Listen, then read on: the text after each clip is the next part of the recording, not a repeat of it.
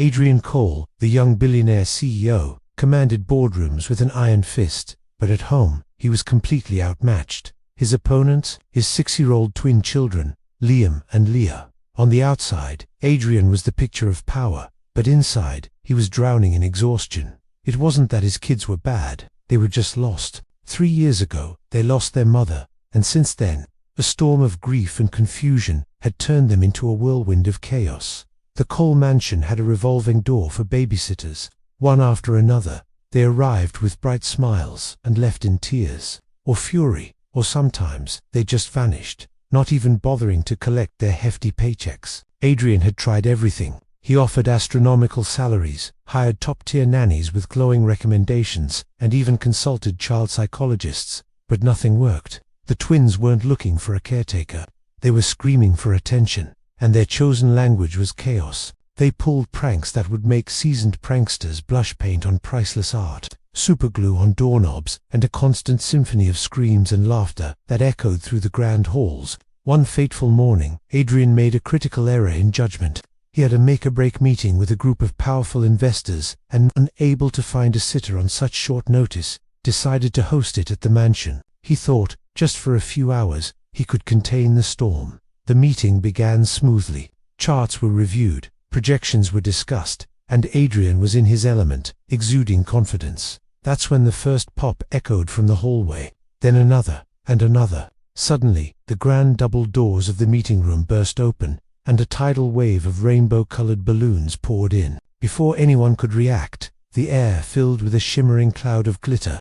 It was an explosion of sparkles, coating expensive suits, polished shoes, and important documents. And then, through the glittering haze, 2 small figures charged in, laughing maniacally. It was Liam and Leah, their faces painted with bright, wild stripes of color. Brandishing water guns, they giggled with pure, unadulterated joy as they soaked the stunned investors. The room descended into chaos.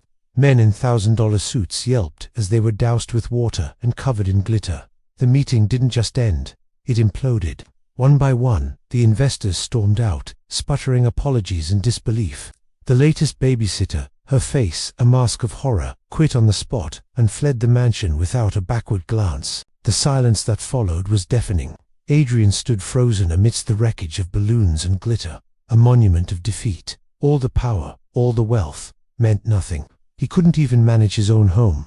That evening, he sat alone in his study, the mess long since cleaned up by the staff, but the mess inside him remained. He stared at an old family photo, taken when his wife, Amelia, was still alive. In the picture, she held the infant twins, her smile so bright it could light up the darkest room. Adrian's heart ached with a familiar, crushing weight. He had failed them. He had failed Amelia. He whispered into the quiet room, "I don't know what to do." Just as the last embers of hope seemed to die out, the doorbell rang, its chime echoing through the quiet mansion. Adrian wasn't expecting anyone. His assistant, equally puzzled, went to answer it. Standing on the doorstep was a young woman. She was unassuming, dressed in simple clothes, with a small bag slung over her shoulder. Her name, she said, was Maya Brooks. She was there for the babysitter job. Adrian and his assistant exchanged a look of pure astonishment. People didn't just show up for this job. They were headhunted, vetted, and practically bribed. And they certainly didn't show up with a look of serene calm, as if they were arriving for a cup of tea. There was no fear in Maya's eyes, only a quiet confidence that was both unnerving and intriguing.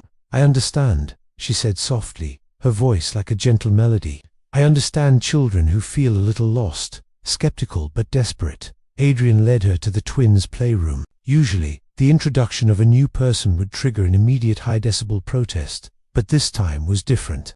As Maya entered, Liam and Leah, who were in the middle of building a precarious tower of blocks, simply stopped. They didn't scream, they didn't run, they just stared, their big eyes filled with a raw curiosity Adrian hadn't seen in years. Maya didn't tower over them. She knelt down, bringing herself to their level. "Hello, Liam. Hello, Leah," she said, her voice a soothing balm. "That's a very tall tower. It must have taken a lot of teamwork." She didn't try to touch them or force an interaction. She just waited. After a moment that felt like an eternity, little Leah took a hesitant step forward and, without a word, placed her small hand in Maya's. Liam watched for a second longer before shuffling over to stand by his sister's side. Adrian watched from the doorway, his heart pounding in his chest. He was in shock. This had never, ever happened before. Maya didn't even seem to notice his presence. Her focus was entirely on the children. She went with them into their room, sat on the floor, and just listened. She listened to their jumbled stories, their silly jokes, their quiet fears. She played a simple game with their stuffed animals, and within minutes, she had done the impossible. She made them smile. Not the wild, chaotic smiles of their pranks, but genuine, happy smiles that reached their eyes. Standing there, watching this stranger connect with his children in a way no one else could, Adrian felt a warmth spread through his chest. It was a feeling he thought he had lost forever, buried under years of grief and frustration. It was hope. That night, the Cole mansion felt different. The air, usually thick with tension, was lighter. The silence wasn't empty. It was peaceful. Maya Brooks didn't have a fancy degree or a long list of qualifications. She had something far more powerful, an almost magical understanding of a broken heart. Adrian knew nothing about her past, or why she had come to his door. He didn't know how she had breached the walls his children had built around themselves so effortlessly. But as he watched her gently tuck his twins into bed, he knew one thing for certain. Maya was not like anyone else, and she just might be the miracle his family had been waiting for. From the very next morning, the change inside the Cole mansion was undeniable. Maya woke up with the sun, her movements quiet and graceful as she entered the kitchen. A soft, genuine smile played on her lips as she started preparing a simple breakfast for the twins. There was no rush in her steps, no strained effort to impress. She just moved with a calm, peaceful energy that seemed to seep into the very walls of the house, filling every corner like warm, gentle sunlight. When Liam and Leah finally came downstairs, they stopped dead in their tracks at the doorway, their usual morning chaos momentarily forgotten. Typically, their day would explode with shouting, running, and the beginnings of a sibling squabble. But seeing Maya standing by the counter, a plate of toast in her hand, they felt a strange sense of tranquility settle over them. She greeted them with a soft good morning, and sat with them at the table as they ate. Miraculously, the twins didn't misbehave.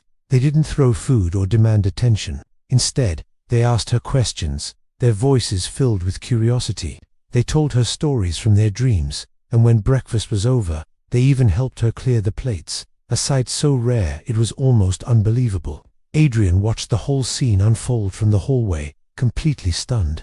He couldn't remember the last time a morning in his house had been this calm, this normal. It was a stark contrast to the usual whirlwind of stress and shouting that had become his daily reality.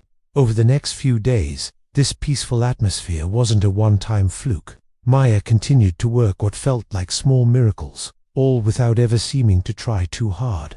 When the twins would start to argue over a toy, she wouldn't scold them. Instead, she'd kneel down to their level, her expression patient, and she would simply listen to both sides. When one of them threw a tantrum, their little bodies stiff with anger, she would guide them through slow, deep breaths until the storm passed. When they felt lonely or ignored, she would sit with them on the floor, not saying much, but her presence a comforting anchor. She'd weave simple, magical stories about talking animals and brave little stars. She never shouted. She never made threats about taking away privileges. And she never bribed them with sweets or gifts to get them to behave. She gave them the one thing they had been desperately, silently starving for: her undivided attention and her genuine warmth. Slowly but surely, the cold, cavernous mansion began to feel alive again. The sterile silence was replaced by the sound of the twins' laughter echoing through the halls. They started sleeping through the night and going to bed earlier, without the usual nightly battle. They followed her directions, not out of fear, but out of a newfound respect. And perhaps most surprising of all, they started to miss Maya when she wasn't in the room. "Where's Maya?" became a common question, their faces searching for her comforting presence. Adrian watched all of this unfold in silent amazement. A part of him, the cynical, hurt part, kept telling him it was too good to be true. He was waiting for the other shoe to drop, for this magical illusion to shatter. But every time he saw Maya handle the twins with such unwavering patience and true, heartfelt care, a little bit of the ice around his own heart would melt. He saw her teaching Leah how to tie her shoes, her head bent close to his daughter's, her voice a low, encouraging murmur. He saw her playing pirates in the garden with Liam, brandishing a stick like a sword and laughing freely as he charged at her. These moments chipped away at his defenses. One sunny afternoon, he found Maya sitting with the twins in the living room. They were painting, their focus intense, their hands smeared with color, but the room was wonderfully quiet. He stood there for a moment, just observing. The peace was so profound it was almost tangible. He finally walked over, his own voice softer than he intended. "How do you do it?" he asked, gesturing vaguely at the serene scene before him. Maya looked up, a dab of blue paint on her cheek, and offered him that same gentle smile. "Children act out when they feel unseen," she said simply, her gaze full of a wisdom that seemed beyond her years. "You have good children, Mr. Cole. They just need someone who truly listens." Her words landed somewhere deep inside him, disarming him completely. He didn't know why, but everything she said seemed to touch a nerve, in a good way. Maybe it was because she spoke with such raw honesty, completely devoid of judgment. Or maybe, just maybe, it was because he sensed she understood pain and loneliness far better than she let on. In the days that followed, an unspoken connection began to form, a delicate thread weaving itself, not just between Maya and the twins, but between Maya and Adrian as well. It was a slow, gentle, and quiet understanding that grew in the spaces between words. It was in the small smiles they shared in the hallway as they passed each other. It was in the short, easy conversations they had over a cup of tea after the children were in bed. It was in the soft, shared laughs that would bubble up when one of the twins did something particularly cute or funny. Adrian realized, with a jolt, that he hadn't felt this calm, this at ease, in years. The constant knot of tension in his shoulders had started to loosen. Every evening, when Maya would tuck the twins in and read them their bedtime stories, Adrian found himself drawn to their doorway. He would stand there, just out of sight, listening to the soothing cadence of her voice as she spun tales of faraway lands. He watched as his children, who used to fight, sleep with every fiber of their being, now drifted off easily, clutching their stuffed animals, their faces serene and peaceful. When Maya would finally step out of their room, closing the door with a soft click, she would turn and see him there asleep, she would whisper, her eyes soft in the dim hallway light. And in those moments, Adrian felt a surge of gratitude, so powerful it left him speechless. He couldn't find the words to describe how much this meant to him, how she was single-handedly piecing his broken family back together. The cold mansion, which for so long had been a place filled with noise, stress, and a profound, aching loneliness, now felt warm. It felt safe. It felt like a home again. And even though Maya had only been there for a short time, it already felt as if she were the missing piece they never knew they needed. Adrian still knew next to nothing about her past. She never talked about where she came from, or the life she had before walking through his front door. But he could sense it, a quiet sadness she carried in the depths of her eyes, a shadow she kept carefully hidden. He found himself wanting to understand her, to know the stories that shaped the incredible woman standing before him. But for now, he was content to simply watch. To watch the woman who had walked into his chaotic life so unexpectedly, and somehow made everything feel possible. As the days melted into weeks, Maya unknowingly became the very heart of the cold mansion. She carried a tranquility that seemed to touch everything and everyone around her. From the once chaotic moods of the twins, to the long stressful days that defined Adrian's life, Liam and Leah were her little shadows, their tiny hands always seeking hers, their voices calling her name in excitement whenever she entered a room. The constant bickering and mischievous pranks that once filled the halls were replaced by a symphony of genuine laughter. Adrian watched this transformation unfold from a distance, a strange, unfamiliar warmth blooming in his chest. It was a feeling he thought he had buried long ago. Every time Maya smiled, every time she gently soothed the twins after a small tumble, every time she offered him a piece of quiet, thoughtful advice, he felt an undeniable pull towards her. He found himself admiring her profound kindness, her boundless patience, and the quiet strength she held in her soft, perceptive eyes. His days began to revolve around her presence. He'd find himself unconsciously looking for her in the mornings, listening for the soft cadence of her voice in the hallways, and anticipating the quiet moments they shared after the children were asleep. One evening, as the setting sun painted the living room in hues of gold and amber, Adrian found Maya on the floor with the twins. They were meticulously building a grand tower of colorful blocks, their joyous laughter echoing through the vast, quiet house. Adrian leaned against the doorframe, a silent observer, captivated by the scene. He felt something he hadn't experienced in years, a profound sense of peace, of comfort, something that felt remarkably like happiness. But as he watched, he noticed something else, a detail he had missed before. When the twins scurried upstairs to wash their hands for dinner, Maya remained on the floor. Her bright smile slowly faded, replaced by a distant, almost sorrowful look in her eyes, as if she were lost in a painful memory. Adrian approached her gently, his voice soft as he asked if she was all right. She quickly wiped at her eyes, offering a small, unconvincing nod. But he could see the unshed tears glistening, a deep sadness she was trying to conceal. After a long, weighted silence, she finally spoke. Her voice was a mere whisper, yet it was laden with emotion. She told him that before she came to his home, she had worked at a children's hospital. She didn't say it with pride, but with the quiet ache of someone recalling a lost piece of their soul. She described her love for every child she cared for, the long hours she poured into her work, the comfort she offered to terrified families. She confessed that helping others was when she felt most alive, most herself. Then, her story took a darker turn. She spoke of a tragic accident, a sudden fire that had ripped through her department, spreading with terrifying speed. She spoke of losing people she cared for deeply in the chaos. The hospital, unable to recover from the devastation, had to shut down her entire unit. Suddenly, she had nowhere left to work, no one to turn to, no family to lean on. She had come to Adrian's mansion seeking a new beginning, a quiet place where her fractured heart could begin to heal. As she spoke, her voice trembled, and tears she could no longer hold back began to trace paths down her cheeks. Adrian listened in silence, each word landing like a small weight upon his own heart. He finally understood the gentle melancholy she carried with her, the source of the sadness he sometimes glimpsed in her eyes.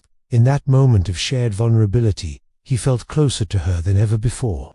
A fierce, protective urge rose within him, a desire to comfort her, to somehow absorb her pain and shield her from the world. But before he could find the words, her phone buzzed, shattering the fragile intimacy of the moment. She glanced at the screen, and her expression shifted dramatically, a confusing mixture of fear and bewilderment. Excusing herself, she stepped away to answer the call. When she returned, her face was pale, her composure gone. She told Adrian that the hospital had called. They were rebuilding, and they wanted her back. They wanted her to help lead the new children's unit.